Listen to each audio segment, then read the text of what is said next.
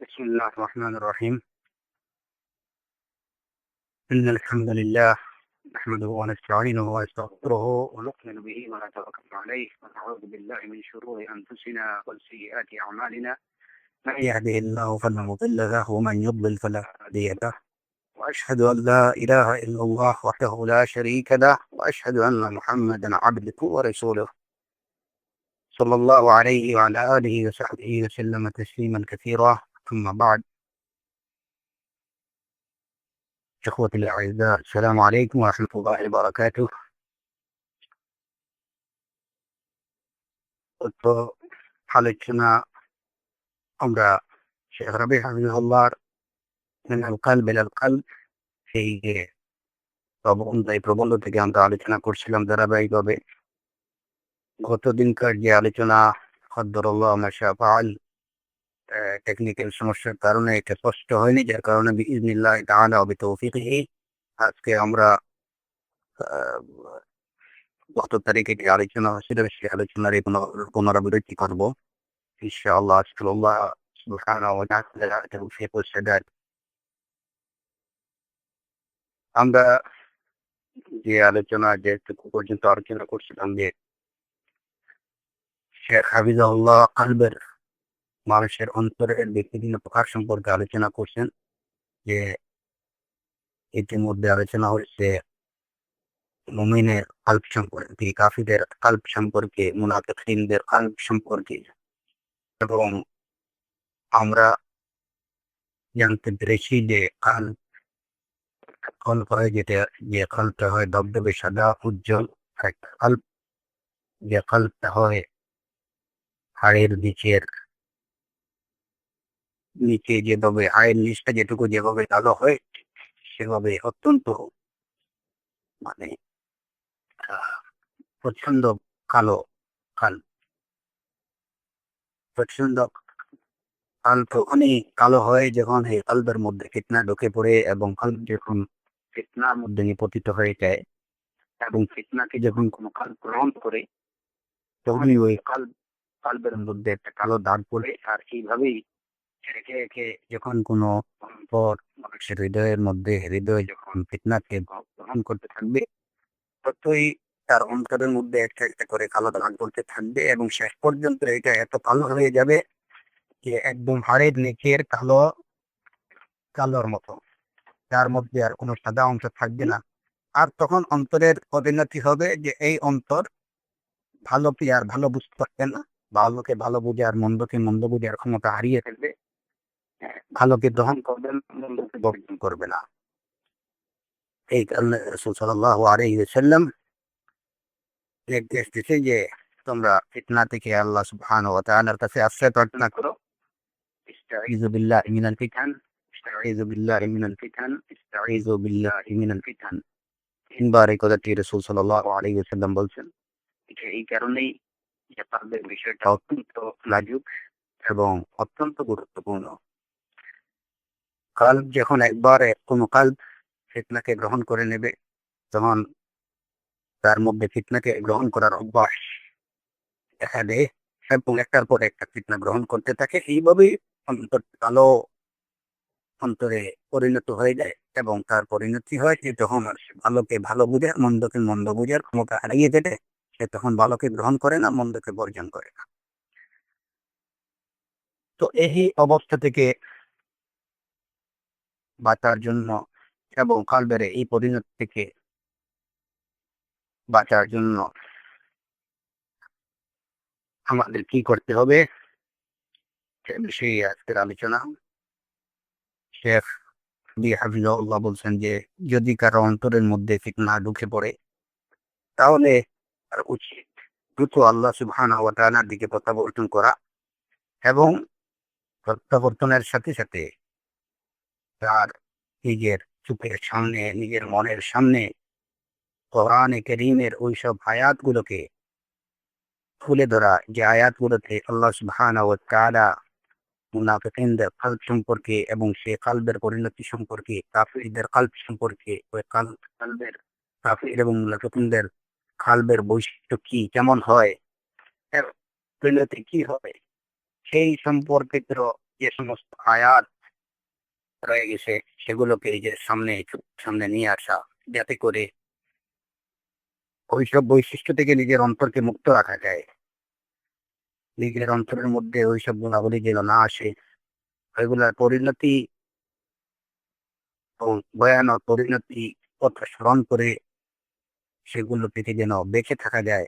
সেই কারণে মুমিনের কাজ হলো, যখন তার অন্তরের মধ্যে কোনো ফিতনা আসবে বা ফিতনা দেখা দেবে, তখন এর সাথে সাথে সে আল্লাহ সুবহানাহু ওয়া তাআলার দিকে প্রত্যাবর্তন করবে, আল্লাহর কাছে ফিরে যাবে এবং এই সমস্ত আয়াতগুলোকে তার সামনে রাখবে। এবং এর সাথে সাথে কোরআনে কারীমে মুমিনদের অন্তর সম্পর্কে, মুমিনদের অন্তরের গুণাবলী কি এবং মুমিনদের অন্তরের কালবে সালিমের প্রতিদান কি,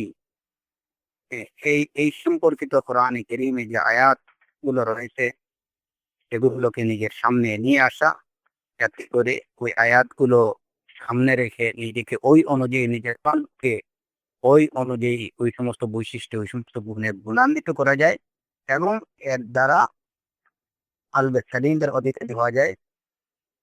এবং কলবে সালিমের অধিকারী যারা, তারা তাদের জন্য প্রকালে যে প্রতিফল রয়েছে সেই প্রতিফলের অধিকারী হওয়া যায়। এর জন্য তারা কাজ হলো যে নিজের সামনে মুমিনদের গুণাবলী সম্পর্কিত ওই সমস্ত আয়াতগুলোকে সামনে নিয়ে আসা, যাতে করে কলবে সালিমের অধিকারী হওয়া যায়। তো এই হলো মূল কথা, যে প্রত্যেক মাসের মধ্যেই ফিতনা ঢুকতে পারে। এই ফিতনাকে কিভাবে বের করা যায়, এর থেকে উত্তরণের বা এর থেকে নাজাতের, মুক্তি লাভের উপায় কি, এবং নিজের কালবে সালিম হিসাবে প্রাথমিক গড়ার জন্য প্রাথমিক করণীয় কি? প্রাথমিক করণীয় এইটুকুই, আল্লাহ সুবহানাহু ওয়া তাআলা থেকে ফিরে যাওয়া, প্রত্যাবর্তন করা এবং কাফির মুনাফিকিনদের কলব সম্পর্কিত আয়াতগুলোকে সামনে নিয়ে আসা এবং ওইখানে তাদের যে সমস্ত কলবের যে গুণাগুণ বর্ণনা করা হয়েছে এগুলাকে বর্জন করা, যাতে যাতে মুমিনদের কলবে সম্পর্কে বা কলবে সালিমের যে গুণাগুণ বর্ণনা করা হয়েছে সেগুলোকে সামনে নিয়ে আসা এবং মুমিনদের কলবে সালিমের গুণ অর্জন করা এবং এর দ্বারাই আহ, পরকালের অশেষ প্রতিদান লাভের উত্তরাধিকারী হওয়ার জন্য চেষ্টা করা। ইল্লা মান আতাল্লাহ বিকলবিন সালিম। এই প্রসঙ্গে এসে শেখ হাফিজুল্লাহ বলতেছেন যে এখানে একটা হাদিস এসে, যে এটা আবু সাঈদ খুদরি রাদিয়াল্লাহু আনহু থেকে বর্ণিত। রাসূল সাল্লাল্লাহু আলাইহি ওয়াসাল্লাম তার বিদায়ের ভাষণে বলছিলেন, نضر الله امرأ سمع مقالتي فأداها كما سمع، فرب حامل ليس بفقيه. المقال ثلاث لا يضل أو لا يضل أو لا يضل عليهن قلب مؤمن: الإخلاص لله، والمناصحة لأئمة المسلمين، ولزوم الجماعة. যে আল্লাহ সুবহানাহু ওয়া তাআলা ওই লোকের মুক্ত অর্জন করুন যে আমার কোনো কথা শুনলো এবং ওইটা থেকে আহ, যেভাবে শুনলো সেভাবেই সেটা পৌঁছালো। তো অনেক জ্ঞানের বহনকারী এমন আছে যে নিজে কিনা জ্ঞানী না, লাইসা বিফাকহি, সে নিজে পাকহি না কিন্তু সেটা তা বহন করছে। এরপরে এই হাদিসে রাসূল সাল্লাল্লাহু আলাইহি ওয়াসাল্লাম বলছেন যে তিনটে বিষয়, যে বিষয়ে মুমিনের অন্তরে কোনো ঋণ থাকতে পারে না, সে তিনটা বিষয় হলো আল্লাহ সুবহানাহু ওয়া তাআলার জন্য ইখলাস, দ্বিতীয় হলো মুসলমান ইমামদের জন্য সদুপদেশ, আর তৃতীয় সেটা হলো জামাতকে আঁকড়ে ধরা। এই তিনটা বিষয়ে মুসলমানের অন্তরে, মুমিনের কলবের মধ্যে কোনো ঋণ থাকতে পারে না। ঋণ কি? তো এই তিনটা বিষয়ে কোন কলবের মধ্যে যখন থাকবে, তখন এই কলবটা কলবে সালিম হিসাবে পরিচিত হবে এবং কলবে সালিম হিসাবে গণ্য হবে, সুস্থ, সুন্দর, সুস্থ হৃদয়, সুস্থ অন্তর হিসেবে গণ্য হবে। তিনটা বিষয় হলো, একটা হলো ইখলাস লিল্লাহি আযজা ওয়া জাল, যেটা হলো আইম্মাতুল মুসলিমিন বা মুসলমান ইমামদের জন্য সদুপদেশ, আর তৃতীয় হলো জামাতকে আঁকড়ে ধরা। এই তিনটা গুণাবলী যে যার মধ্যে থাকবে যে মুমিনের অন্তরের মধ্যে এই তিনটা গুণাবলী থাকবে, আমরা বলতে পারি যে সেই সেই কলটা হলো, সেই অন্তরটা হলো কলবে সালিম, সুস্থ অন্তর। লা ইয়াযিল্লু আলাইহিন্না কলবু মুমিনিন, কলবুন মুমিনুন, অথবা কলবু মুমিনিন, যে কোনো মুমিনের অন্তর এই তিনটা বিষয়ে, তার মধ্যে কোনো মুমিনের অন্তরের মধ্যে ঋণ থাকতে পারে না।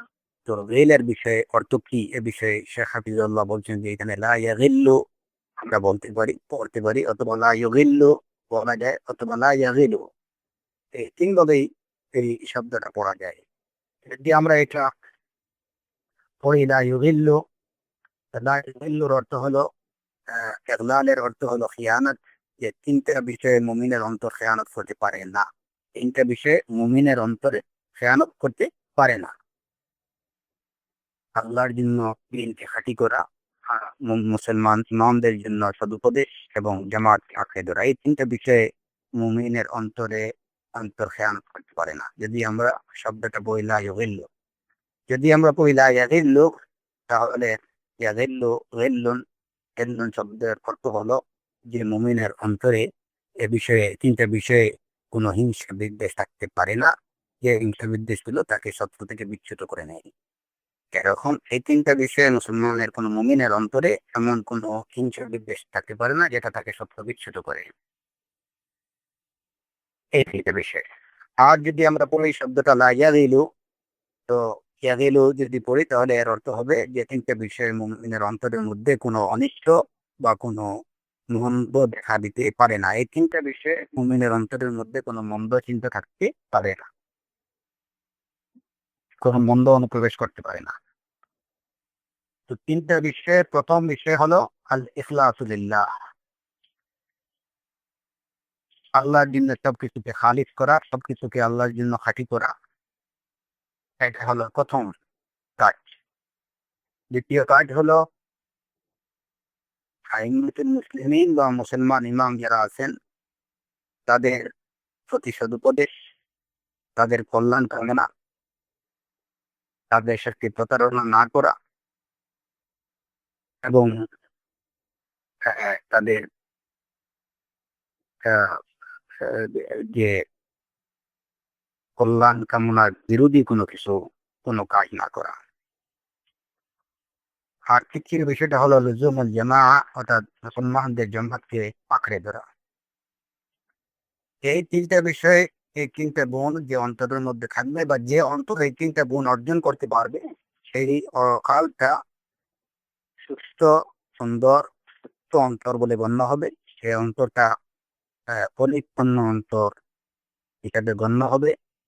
সেই অন্তরটার মধ্যে কোনো ধরনের খেয়ানত নেই, এটাও বলা যাবে। সে অন্তরের মধ্যে কোনো অকল্যাণ নেই, কোনো অনিষ্ট নেই, সে অন্তরের মধ্যে কোনো হিংসা বিদ্বেষ নেই।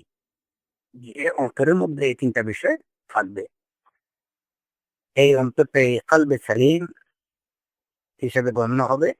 যেভাবে কোরআনে কারীমে আল্লাহ সুবহানাহু ওয়া তাআলা ইব্রাহিম আলাইহিস সালামের বর্ণনা করতে গিয়ে বলেছেন, ওয়ালা তুখজিনি ইয়াওমা ইউবআসুন ইয়াওমা লা ইয়ানফাউ মালুন ওয়ালা বানুন ইল্লা মান আতাল্লাহ বিকলবিন সালিম।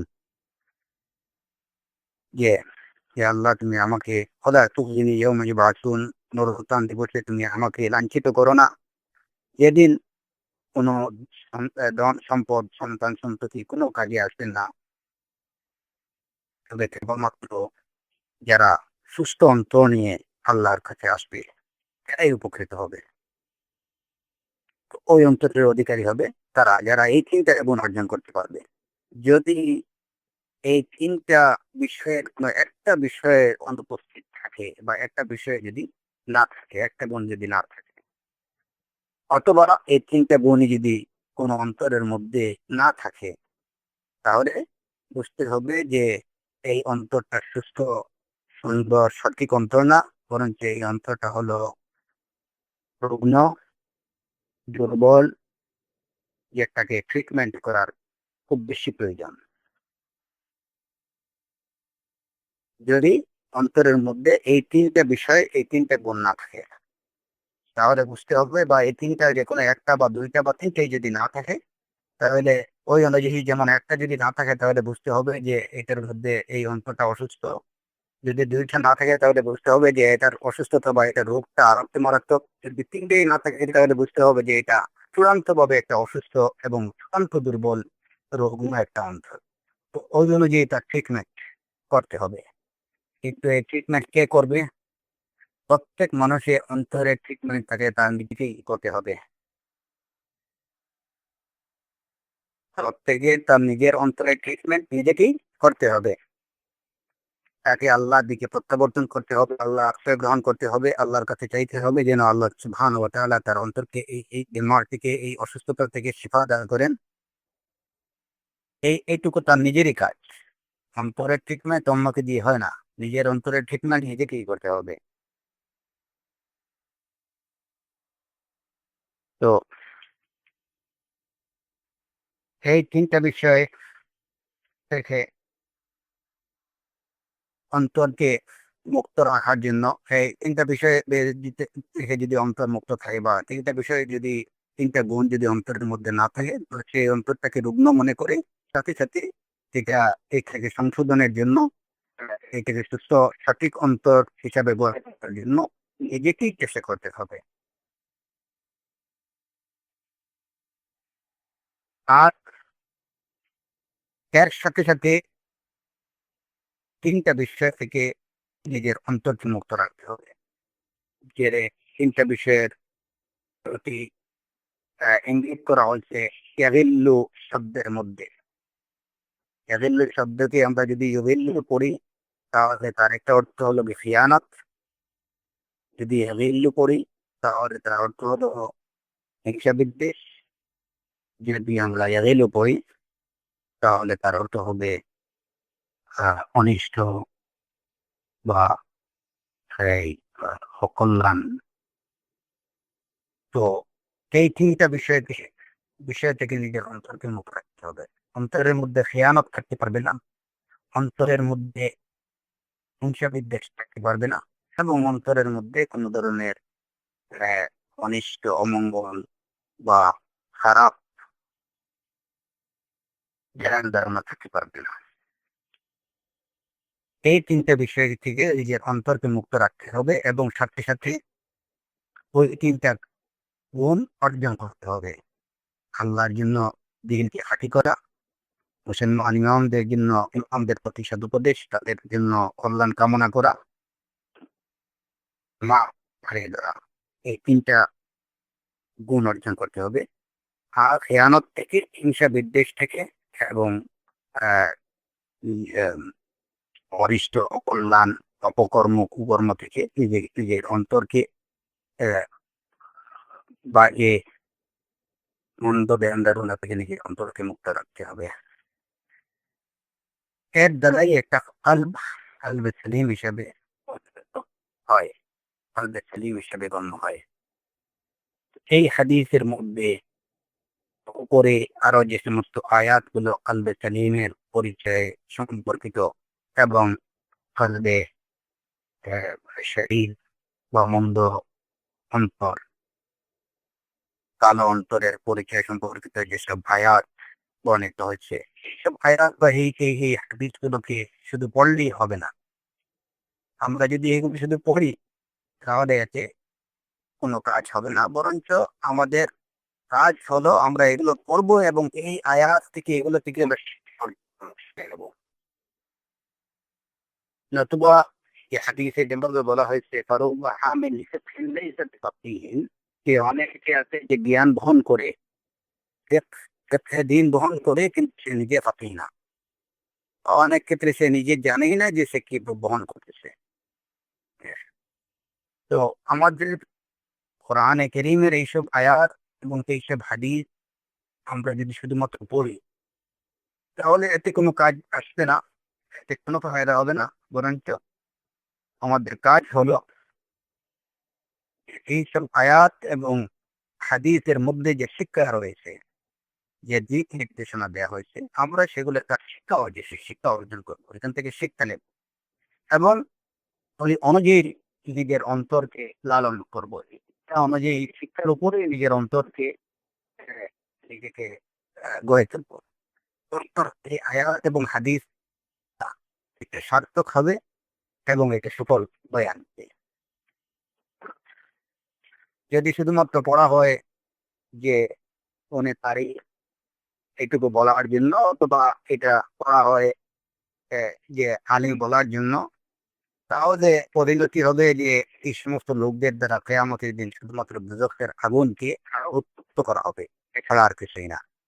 আমরা আল্লাহ সুবহানাহু ওয়া তাআলার কাছে এই ধরনের রিয়া, লৌকিকতা বা এই মানুষকে শোনানো, হ্যাঁ, এইগুলার ভালোবাসা থেকে আমাদের অন্তর যেন বিমুক্ত থাকে, এই জন্য আমরা আল্লাহ সুবহানাহু ওয়া তাআলার কাছে প্রার্থনা করছি। তো এই পর্যন্ত আমরা কালবের গুণাগুণ এবং কালবের বিভিন্ন প্রকার সম্পর্কে আমরা জানলাম। এখন যে বিষয়ে আলোচনা করা হবে সেটা হচ্ছে এই যে হাদিসে যেটুকু বলা হয়েছে ইখলাসের বিষয়ে, এই ইখলাস সম্পর্কে আমরা ইনশাআল্লাহ আলোচনা শুরু করতে যাচ্ছি। তো ইখলাস, তাওয়াক্কুল, রাগবাত, রাহবাত, আহ, আল্লাহর জন্য নিষ্ঠা, আল্লাহ সুবহানাহু ওয়া তাআলার উপর ভরসা, আল্লাহর প্রতি আগ্রহ, আল্লাহর প্রতি ভীতি, এই বিষয়গুলো হলো কাল্ব বা অন্তর সম্পর্কিত বিষয়। তো যখনই আমরা অন্তর নিয়ে আলোচনা করব, তখন এই বিষয়গুলোকে আমরা কোনোভাবেই এইগুলাকে আহ, আমরা অ্যাভয়েড করতে পারি না এই বিষয়গুলোকে, কারণ এই প্রত্যেকটা বিষয়ই রাগবাত, রাহবাত, তাওয়াক্কুল, ইখলাস, এই বিষয়গুলো অন্তরের সাথে সম্পর্কিত বিষয়। সুতরাং অন্তরের আলোচনা, এই আলোচনাকে বাদ দেওয়া যায় না কখনো। সেই বিষয়গুলা অত্যন্ত অতপ্রতভাবে এই বিষয়গুলা সম্পর্ক করে। কাল্প হোক অথবা কাদিরের কাল্প হোক, যে কারো কাল্প হোক, সেই বিষয়গুলো অন্তরের সাথে সম্পর্কিত। এই কাল্প যদি সংশোধিত হয়ে যায়, তখন সমস্ত শরীর সংশোধিত হয়ে যাবে। আর যখন এই কাল্প বিনষ্ট হয়ে যাবে, তখন সমস্ত শরীর বিনষ্ট হয়ে যাবে। এই কারণে কোরআনে কারীমে অসংখ্য আয়াত রয়েছে, যে আয়াতগুলো আমাদেরকে ইখলাসের নির্দেশ দেয়। কারণ ইখলাস হচ্ছে কলবের সাথে সম্পর্কিত সবচেয়ে বড় বিষয়। আর এই ইখলাসের উপরে নির্ভর করে একজন মুসলিমের যাবতীয় আমল এবং ইবাদত আল্লাহ সুবহানাহু ওয়া তাআলার কাছে গ্রহণীয় হওয়া কিংবা বর্জনীয় হওয়া, এর উপরে ইখলাসের উপরেই নির্ভর করে। এই ইখলাস যদি অন্তরের মধ্যে না থাকে, তাহলে এই অন্তরটা কখনো সুস্থ অন্তর বলে গণ্য হবে না। অন্তর সুস্থ হওয়ার জন্য যে তিনটা গুণ তার মধ্যে থাকা দরকার, এর মধ্যে সর্বপ্রথম এবং সবচেয়ে বড় গুণ যেটা, সেটা হচ্ছে অন্তরের মধ্যে ইখলাস থাকতে হবে। তখন এই অন্তরটা সুস্থ অন্তর বলে গণ্য হবে, এবং এর সাথে সাথে যদি তার মধ্যে বাকি দুইটা গুণাবলী থাকে, মুনাসাহাতে আইম্মাতুল মুসলিমিন ওয়া লুজুমিল জামাআতকে আঁকড়ে ধরা, এবং মুমিন মুসলমান ইমামদের কল্যাণ কামনা করা, হিত কামনা করা। এই কাল্বকে সংশোধন করার জন্য তার মধ্যে ইখলাস থাকতে হবে। আর কাল্বের বিষয়টা হলো, এটা এমন এত এত গুরুত্বপূর্ণ কাল্বের বিষয়, যে কাল্ব যদি সংশোধিত হয়ে যায়, এটা যদি সঠিক থাকে, তাহলে হাল পেছে দুকুল্ল, তাহলে সমস্ত শরীর সঠিক থাকবে। আর যদি কাল্ব বিনষ্ট হয়ে যায়, এটা ফাসিদ হয়ে যায়, তাহলে ফাসাদাল জাসাদ কুল্লু, তাহলে সমগ্র শরীর বিনষ্ট হয়ে যাবে। এইটাকে সংশোধন করার জন্য প্রথম কাজ হলো অন্তরের মধ্যে ইখলাস আনয়ন করতে হবে। ইখলাস লিল্লাহি আযজা ওয়া জাল। সেই কারণে আল্লাহ সুবহানাহু ওয়া তাআলা কোরআনে কারীমে অসংখ্য আয়াতে ইখলাসের নির্দেশ দিয়েছেন। যেমন সূরাতুল বাইয়িনাতে আল্লাহ সুবহানাহু ওয়া তাআলা বলছেন, ওয়া উমিরু ইল্লা লিয়াবুদুল্লাহা মুখলিসিনা লাহুদ-দ্বীন হুনাফা'a ওয়া ইয়াকিমুস সালাহ ওয়া ইউতুয যাকাত ওয়া যালিকা দীনুল কাইয়্যিমা। যে ওয়া উমিরু ইল্লা লিয়াবুদুল্লাহা মুখলিসিনা লাহুদ-দ্বীন হুনাফা, তাদেরকে ছাড়া আর কোনো নির্দেশ প্রদান করা হয়নি যে তারা আল্লাহর ইবাদত করবে, দিনকে আল্লাহর জন্য খাঁটি করে একনিষ্ঠভাবে। ওয়াকিমুস-সালাহ এবং তারা সালাত কায়েম করবে, যাকাত প্রদান করবে, আর এটাই হচ্ছে সঠিক দিন। এই আয়াতে ইখলাস সম্পর্কে বলা হয়েছে যে দিনকে আল্লাহর জন্য, ইবাদতকে আল্লাহর জন্য খালিস করতে হবে। এর মধ্যে কোনো ধরনের অংশীদারিত্ব থাকবে না, এর মধ্যে কোনো শিরিক থাকবে না, এর মধ্যে কোনো রিয়া থাকবে না, এর মধ্যে কোনো ধরনের অনিষ্টতা থাকবে না। সব ধরনের অনিষ্টতা থেকে, সব ধরনের শিরিক থেকে, সব ধরনের রিয়া তোমা এই সমস্ত সবকিছু থেকে এটা মুক্ত হবে এবং একমাত্র আল্লাহর জন্য হাসি হবে। ওমা উমিরু ইল্লা লিয়াবুদুল্লাহ মুখলিসিন, ইবাদত হতে হবে একদম খালিস, খাঁটি আল্লাহর জন্য। এই ইবাদতের মধ্যে থাকবে সালাত, এই ইবাদতের মধ্যে থাকবে যাকাত প্রদান, আর এটাই হচ্ছে সঠিক দিন। এই আয়াত আমাদের অনুধাবনের বা বুঝার যে বিষয়টা, সেটা হলো যে আল্লাহ সুবহানাহু ওয়া তাআলা কিভাবে বলছেন কথাটা, ওমা উমিরু ইল্লা লিয়াবুদুল্লাহ মুখলিসিনা লাহুদ-দীন হুনাফা, লিয়াবুদুল্লাহ মুখলিসিনা লাহুদ-দীন হুনাফা। ওমা উমিরু এছাড়া তাদেরকে আর কোনো নির্দেশ প্রদান করা হয়নি। তাহলে বুঝা গেল যে ইখলাস ছাড়া কোনো ইবাদতের নির্দেশ, কোনো ইবাদত করার নির্দেশ মানব জাতিকে প্রদান করা হয়নি। সব ইখলাস,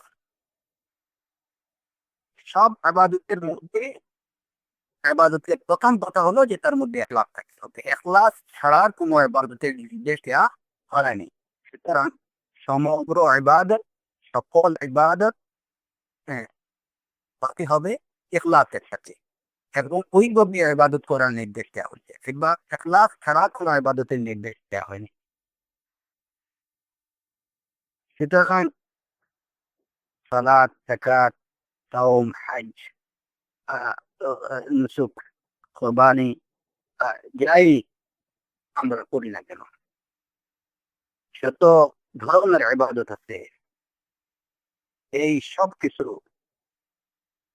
তাওয়াক্কুল, রাগবাত, রাহবাত, খাউফ, রাজা, দোয়া, যত ধরনের ইবাদত আছে, সব ইবাদতই ইখলাসের সাথে করার নির্দেশ দেওয়া হয়েছে। ইখলাস ছাড়া কোনো কিছু করার নির্দেশ দেওয়া হয়।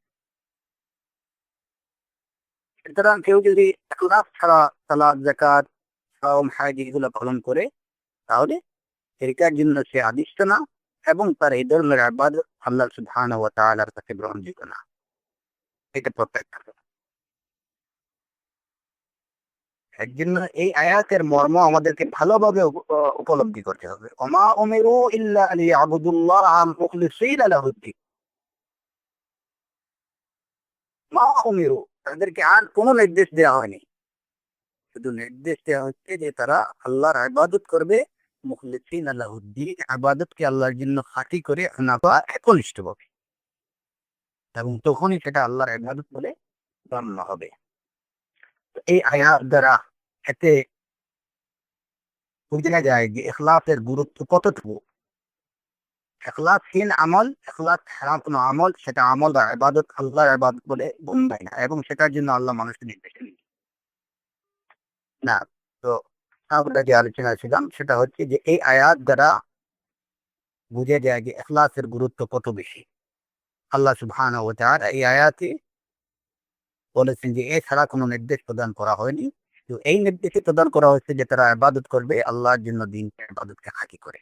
সুতরাং ইখলাসবিহীন কোনো ইবাদত, ইবাদতের জন্য মানবজাতি আদিষ্ট না। ইখলাস বিহীন কোনো ইবাদতের জন্য মানবজাতি আদিষ্ট না। মানবজাতি আদিষ্ট একমাত্র ইখলাস পূর্ণ ইবাদতের জন্য। শুধুমাত্র ইখলাসের সাথে আল্লাহর ইবাদত করবে, এবং এর জন্যই তাদেরকে নির্দেশ দেওয়া হচ্ছে। সুতরাং ইখলাস ছাড়া কোনো ইবাদত আল্লাহ সুবহানাহু ওয়া তাআলার কাছে গ্রহণযোগ্য নয়, এটা প্রত্যাখ্যাত। অন্য আয়াতে, সূরাতুল জুমারে এক আয়াতে আল্লাহ সুবহানাহু ওয়া তাআলা ইরশাদ করতেছেন, তানজিলুল কিতাবি মিনাল্লাহিল আজিজিল হাকীম, ইন্না আনজালনা ইলাইকাল কিতাবা বিল হক ফা'বুদিল্লাহা মুখলিসান লাহুদ-দীন, আলা লিল্লাহিদ দীনুল খালিস। যে মহা পরাক্রমশালী, প্রজ্ঞাময় আল্লাহর পক্ষ থেকে এই কিতাব নাযিল করা হয়েছে।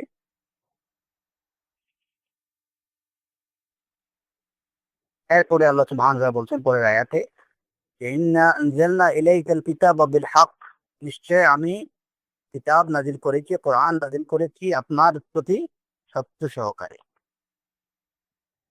সুতরাং ফা'বুদিল্লাহা মুখলিসান লাহুদ্দিন, সুতরাং আপনি ইবাদত করুন আল্লাহর, দিনকে আল্লাহর জন্য খাঁটি করে। আর জেনে রাখুন, আলা লিল্লাহি দীনুল খালিস, যে নিষ্ঠাপূর্ণ ইবাদত বা খালিস দিন একমাত্র আল্লাহর জন্যই। এই আয়াতে আমাদের বুঝার যে বিষয়টা সেটা হচ্ছে যে প্রথম আয়াতে আল্লাহ সুবহানাহু ওয়া তাআলা বলছেন যে এই কিতাব যেটা নাযিল করা হয়েছে এটা অবতীর্ণ মহাপরাক্রমশালী প্রজ্ঞাময় আল্লাহর পক্ষ থেকে। তারপরে যে আল্লাহ বলছেন যে আমি এই কিতাব নাযিল করেছি আপনার প্রতি সত্য সহকারে, সুতরাং আপনি আল্লাহর ইবাদত করুন, দিনকে আল্লাহর জন্য খালিস করে, ইবাদতকে আল্লাহর জন্য খালিস করে, ফাঁকি করে। তাহলে এই যে কোরআনে কারীম অবতীর্ণ করা, এই কোরআনে কারীম রাসূল সাল্লাল্লাহু আলাইহি ওয়াসাল্লামের প্রতি আল্লাহ সুবহানাহু ওয়া তাআলার সবচেয়ে বড় নিয়ামত। এই নিয়ামতের সমতুল্য আর কোন নিয়ামত হতে পারে না। এই নিয়ামতের শুকর কিভাবে আদায় করতে বলা হয়েছে? আল্লাহ সুবহানাহু ওয়া তাআলা বলে দিচ্ছেন যে এই নিয়ামতের শুকর কিভাবে আদায় করবে, তার রাসূলকে বলে দিচ্ছেন, ফা'বুদিল্লাহা মুখলিসান লাহুদ্দিন, যে আমি আপনাকে এই নিয়ামত দান করেছি, আমি সত্য সহকারে আপনার প্রতি কিতাব নাযিল করেছি। সুতরাং এর শুকর স্বরূপ, এর কৃতজ্ঞতা স্বরূপ আপনি দিনকে আল্লাহর জন্য খাঁটি করে খালিস ভাবে আল্লাহর ইবাদত করুন। আর জেনে রাখুন যে খালিস ইবাদতটাই হলো একমাত্র আল্লাহর নিমিত্ত।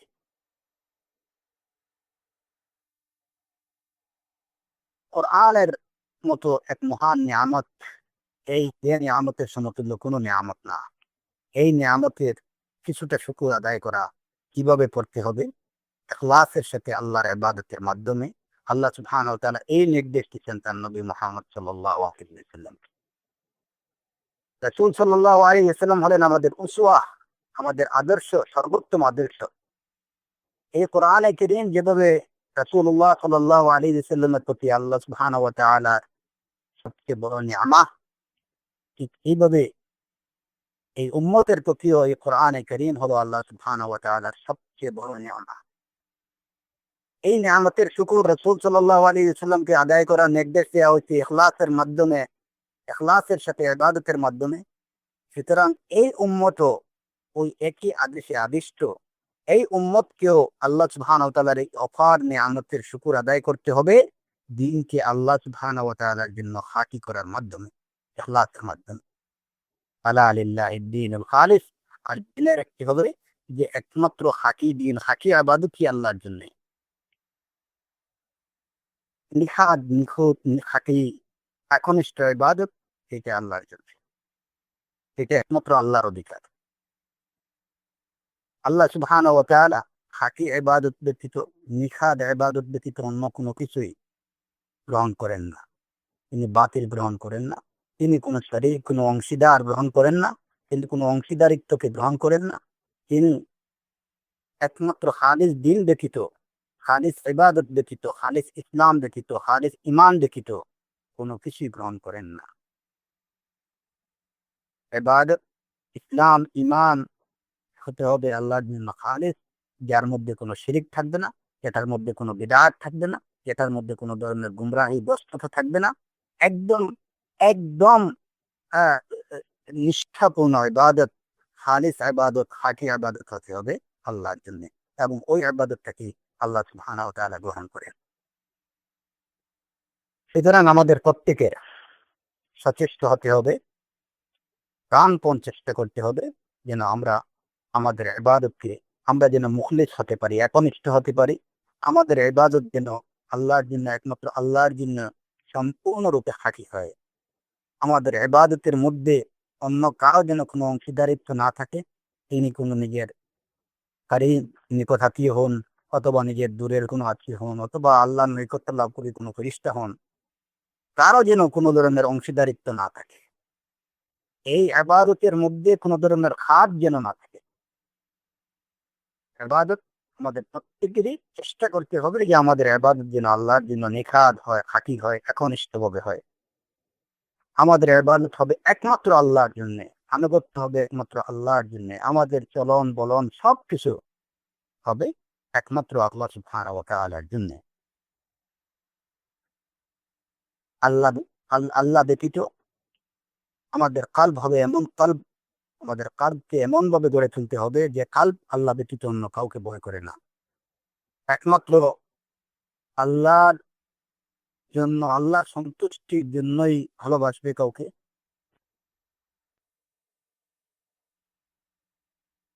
অন্তর হতে হবে যে অন্তর দিনকে আল্লাহর জন্য খারিজ করে, যে অন্তর হবে সুস্থ এবং সঠিক। ইখলাসের সম্পর্ক কালবের সাথে অত্যন্ত অত্যন্ত গভীর। এই ইখলাসের সম্পর্কটা অন্তরের সাথে। এই ইখলাসটা কোথা থেকে আসবে? অন্তর থেকে। ইখলাসটা কোথায় থাকবে? অন্তরে। অন্তরের মধ্যে রিয়া থাকবে না, ইবাদত হবে একমাত্র আল্লাহর জন্য অন্তর থেকে। ইবাদতের মধ্যে কোনো শিরিক থাকবে না, কোনো বিদআত থাকবে না, কোনো গুমরাহি থাকবে না, কোনো ধরনের রিয়া, লৌকিকতা, মানুষকে শোনানো, মানুষকে জানানো, মানুষের দেখানো, সেই ধরনের কোনো লোভ লালসা অন্তরের মধ্যে থাকবে না, কিংবা পার্থিব কোনো উদ্দেশ্যে, জাগতিক কোনো স্বার্থের জন্য হবে না, হবে একমাত্র আল্লাহ সুবহানাহু ওয়া তাআলার সন্তুষ্টির নিমিত্তে। এটি হলো যে ইখলাসের সার কথা।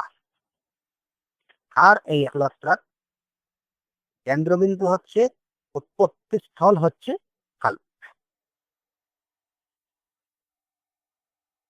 কারণ ইখলাস কিংবা রিয়া কিংবা সুমআ, মানুষকে দেখানো শোনানো, এগুলোর যে আগ্রহ, কিংবা দিলকে আল্লাহর জন্য খাঁটি করা, এই যে বিষয়টা, এই বিষয়টার উৎপত্তি স্থল হলো কাল্ব।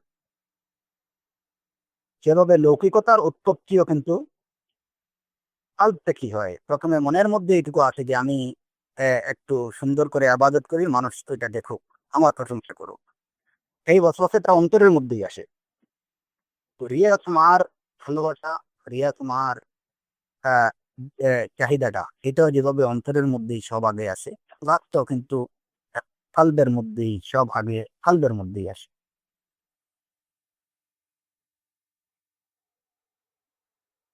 তো হক বাতিল, বেদাত, গুমরাহি, শিরিক, ইখলাস, এই সব কিছুর উৎপত্তি স্থল হলো কাল্ব।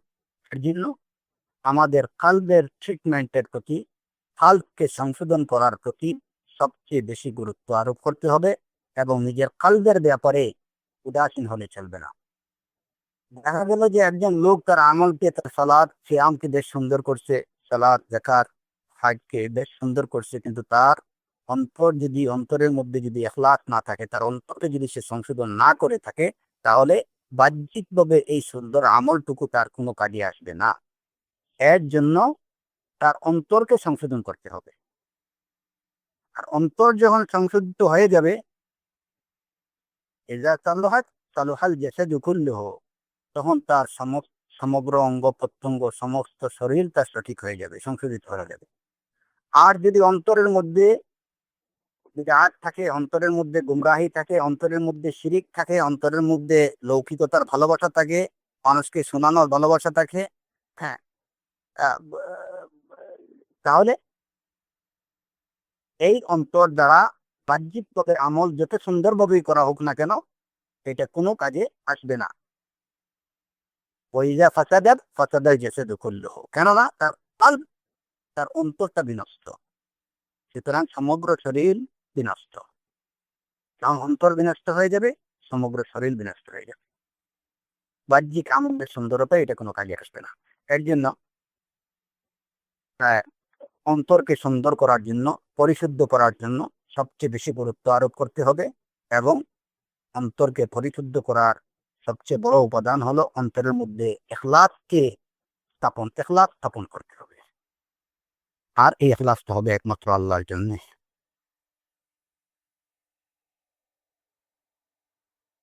এই সূরাতুল জুমারের এই আয়াতে দেখা যায় যে আল্লাহ সুবহানাহু ওয়া তাআলা কয়েকবার ইখলাসের নির্দেশ দিচ্ছেন। রাসূল সাল্লাল্লাহু আলাইহি ওয়াসাল্লামকে নির্দেশ দিচ্ছেন, কুল ইন্নী উমিরতু আন আ'বুদাল্লাহ মুখলিসান লাহুদ-দ্বীন।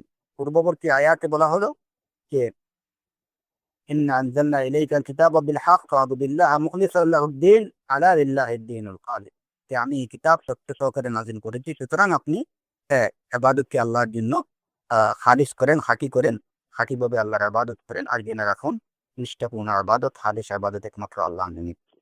একই সূরাতে পরবর্তী আয়াতে আল্লাহ সুবহানাহু ওয়া তাআলা এরপরে 11-12 নম্বর আয়াতে আল্লাহ সুবহানাহু ওয়া তাআলা তার রাসূল সাল্লাল্লাহু আলাইহি ওয়াসাল্লামকে আবারও নির্দেশ দিচ্ছেন, কুল ইন্নী উমিরতু আন আ'বুদাল্লাহ মুখলিসান লাহুদ-দ্বীন। হে নবী, আপনি বলুন যে আমাকে নির্দেশ দেওয়া হয়েছে যাতে আমি ইবাদতকে আল্লাহর জন্য খাঁটি করি। ওয়া উমিরতু লিআন আকুনা আউওয়ালাল মুসলিমিন, এবং আমাকে আদেশ দেওয়া হয়েছে যাতে আমি প্রথম আত্মসমর্পণকারী হই, অর্থাৎ প্রথম আত্মসমর্পণকারী হই, মানে সর্বপ্রথম আমি আল্লাহর আদেশ পালনকারী হই। এই যে নির্দেশ আবুদুল্লাহ মুখলিসান লাহুদ-দ্বীন, এই নির্দেশকে আমি যেটা সর্বপ্রথম পালনকারী হই, সেই নির্দেশ রাসূল সাল্লাল্লাহু আলাইহি ওয়াসাল্লামকে দেওয়া হয়েছে। ইখলাসের নির্দেশ রাসূল সাল্লাল্লাহু আলাইহি ওয়াসাল্লামকে আল্লাহ সুবহানাহু ওয়া তাআলা তার রাসূলকে বারবার দিচ্ছেন। এতেই বোঝা যায় যে এই ইখলাসের গুরুত্ব কত বেশি। যেখানে রাসূল সাল্লাল্লাহু আলাইহি ওয়াসাল্লামের জন্য ইখলাসের নির্দেশ, সেখানে সাধারণ মানুষের জন্য, উম্মতের জন্য এই নির্দেশটা আরো কত বেশি গুরুত্ব সহকারে প্রযোজ্য, এটা বলার অপেক্ষা রাখে না। তারপরে আল্লাহ সুবহানাহু ওয়া তাআলা আবার বলছেন, কুলিল্লাহ আ'বুদ মুখলিসান লাহু দীনি। হে নবী, আপনি বলুন আমি আমার দ্বীনকে আল্লাহর জন্য খাঁটি করে ইবাদত করি। কুলিল্লাহ আ'বুদু মুখলিসান লাহু দীনি, আমি দ্বীনকে আল্লাহর জন্য খাঁটি করে ইবাদত করি। ফা'বুদু মা শি'তুম মিন দুনিহি, তোমরা যাদের ইচ্ছা তাদের ইবাদত করো আল্লাহ ব্যতীত। আর আপনি বলুন, হে নবী, ইন্নাল খাসিরিনা আল্লাযীনা খাসিরু আনফুসাহুম ওয়া আহলিহিম ইয়াওমাল কিয়ামাহ আলা যালিকা হুয়াল খুসরানুল মুবিন। তো ইখলাসের বিষয়টা অত্যন্ত গুরুত্বপূর্ণ বিষয়। প্রিয় ভাইরা, আমাদের এই বিষয়টাকে অত্যন্ত গুরুত্ব সহকারে নেওয়া দরকার, অত্যন্ত গুরুত্ব সহকারে এটা উপলব্ধি করা, অনুধাবন করা উচিত। আজ যখনই মানুষ কেউ গাফিল হয়ে যাবে, বেখবর হয়ে যাবে, তখনই সে যেন তার নফসের একটু তদারকি করে যে তার নফসের অবস্থা কি, কেমন, তার অন্তর কি অবস্থায় রয়েছে। কারণ এই বিষয়টা অত্যন্ত গুরুত্বপূর্ণ এবং অত্যন্ত নাজুক একটা বিষয়। কারণ রিয়া, শিরক, সুমআ, এই বিষয়গুলা ইখলাসের সম্পূর্ণ পরিপন্থী বিষয়। এগুলা ইখলাসকে অন্তর থেকে দূর করে দেয়। এর জন্য নিজের অন্তরের বিষয়ে সবসময় সজাগ এবং সতর্ক থাকতে হবে যে কোনোভাবে অন্তরে এই সমস্ত বিষয়, ইখলাসের পরিপন্থী কোনো বিষয় অন্তরের মধ্যে ঢুকে কিনা, এই বিষয়ে সতর্ক থাকতে হবে। এবং এইগুলো যেন, ইখলাসের পরিপন্থী কোনো বিষয় যেন অন্তরের মধ্যে না আসতে পারে, সে বিষয়ে সতর্ক প্রহর রাখতে হবে। নিজেকে সব সময় সতর্ক রাখতে হবে, যাতে ইখলাসকে ধ্বংস করে কিংবা ইখলাসের বিপরীত, ইখলাসের পরিপন্থী কোনো কিছু অন্তরের মধ্যে না ঢুকে। দেখুন, ওই লোকের প্রতি, যে লোক সম্পর্কে রাসূল সাল্লাল্লাহু, ওই ব্যক্তি সম্পর্কে, ওই ব্যক্তির প্রতি দেখুন যে ব্যক্তি সম্পর্কে রাসূল সাল্লাল্লাহু আলাইহি ওয়াসাল্লাম বলছেন, আর-রাজুলু ইউকাতিলু হামিয়াতান ওয়া ইউকাতিলু শিজাআতান ফাআইযু যালিকা ফি সাবিলিল্লাহ। একজন জিজ্ঞেস করলেন যে, হে আল্লাহর রাসূল সাল্লাল্লাহু আলাইহি ওয়াসাল্লাম, একজন লোক যুদ্ধ করে, এটা তার আহ বুত্রের প্রতি, আহ বুত্রের সম্প্রীতির কারণে, বুত্রের প্রতি ভালোবাসার কারণে একজন লোক নিজের বাহাদুরি প্রকাশ করার জন্য যুদ্ধ করে, তো কোন যুদ্ধটা আল্লাহর জন্য, কোনটা আল্লাহর রাস্তায়? এর জবাবে রাসূলুল্লাহ সাল্লাল্লাহু আলাইহি ওয়াসাল্লাম বললেন, মান কাতালা লিতাকুনা কালিমাতুল্লাহি হিয়াল উলিয়া ফাহুয়া ফি সাবিলিল্লাহ। যে ব্যক্তি যুদ্ধ করবে আল্লাহর বাণীকে সমুন্নত করার জন্য, ফাহুয়া ফি সাবিলিল্লাহ, ওই কেতালটাই হবে একমাত্র আল্লাহর জন্য, ওইটাই একমাত্র আল্লাহর রাহে কেতাল হিসেবে বলা হবে, অন্য কিছুই না। অন্য হাদিসে রয়েছে রাসূল সাল্লাল্লাহু আলাইহি ওয়াসাল্লাম, এক ব্যক্তি রাসূল সাল্লাল্লাহু আলাইহি ওয়াসাল্লামকে বললেন, আর-রাজুল ইউকাতিলু ইউরিদুল আজরা ওয়াল মাগনাম কামা লাহু, যে এক ব্যক্তি যুদ্ধ করে প্রতিদানের জন্য এবং গানিমত লাভের জন্য, তাহলে তার জন্য কি রয়েছে? এর জবাবে রাসূলুল্লাহ সাল্লাল্লাহু আলাইহি ওয়াসাল্লাম বললেন, লা শাইআ লাহু, তার জন্য কিছুই নেই। ৩ বার এই প্রশ্ন করা হলো এবং প্রতিবারে রাসূলুল্লাহ সাল্লাল্লাহু আলাইহি ওয়াসাল্লাম উত্তরে বললেন, লা শাইআ লাহু, তার জন্য কিছুই নেই। কেন? এই লোকটা কি যুদ্ধ করেনি? করেছে। সে প্রতিদান চেয়েছে এবং মাগনাম গানিমতও চেয়েছে, কিন্তু তার জন্য কিছুই নেই। এই না থাকার কারণ একটাই, সে আল্লাহ সুবহানাহু ওয়া তাআলার সন্তুষ্টির জন্য অন্য একটা বিষয়কে আল্লাহ সন্তুষ্টির সাথে নিয়ে মিশিয়ে ফেলেছে, একত্রিত করে ফেলেছে। আল্লাহর আল্লাহ থেকে আজর চেয়েছে, আর এর সাথে সে দুনিয়ার স্বার্থ চেয়েছে, গানিমত।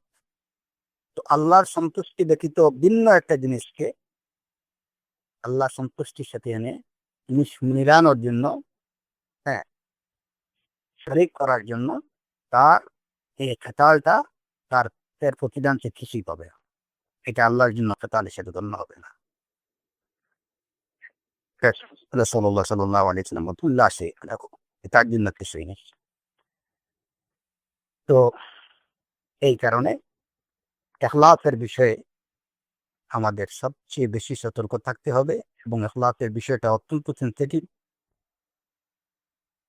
এই কারণে সবসময় নিজের নফসের মধ্যে, নিজের কলবের মধ্যে পহরা রাখতে হবে, যাতে ইখলাসের বিপরীত, ইখলাসের পরিপন্থী কোনো বিষয় অন্তরের মধ্যে না আসে।